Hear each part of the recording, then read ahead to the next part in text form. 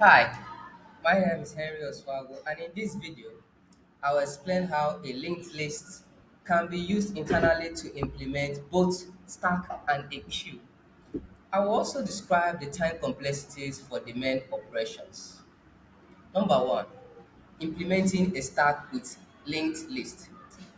A stack works using last in, first out behavior.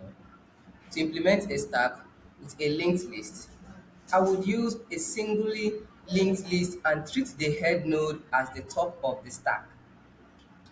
This makes the operation very efficient because inserting or removing at the head of the linked list takes constant time. Now, the push. To push a value onto the stack, I will create a node, point its next to the current head, and then update the head to the new node. The operation runs in O1 time. For the pop, to pop the top value, I'll return the head's value and move the head pointed to the head dot next. This also takes O1 time. For the get top, to get the top value without removing it, I'll simply return the value at the head node. This is O1 value. Now for the is empty, to check if the stack is empty, I will just see whether the head pointer is null. Its operation is also O1 value. Number two, implementing a queue with a linked list. A queue uses first in, first out behavior also.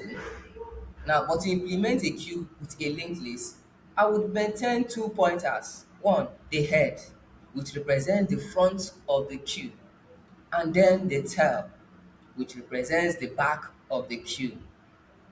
This allows both enqueue and dequeue to happen in constant time.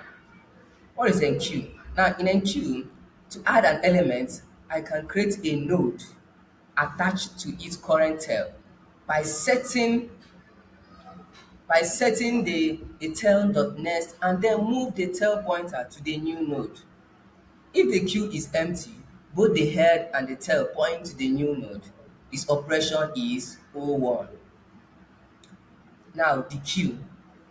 To remove an element, I return the value at the head and move the head pointer to the head dot next. If the head becomes null, I also set tail to be null. This runs in O1 value. Now the size. If I keep a counter variable that I update on each enqueue and dequeue, then return the size is O1. Without a counter, counting nodes will take ON, but a re-implementation uses O1 size tracking. Now for the is empty, to check if the queue is empty, I just check whether the head pointer is null. This operation is O1. So, by choosing the correct ends of the linked list for insertion and removal, we can implement both stacks and queues so that all their main operations run efficiently in constant time.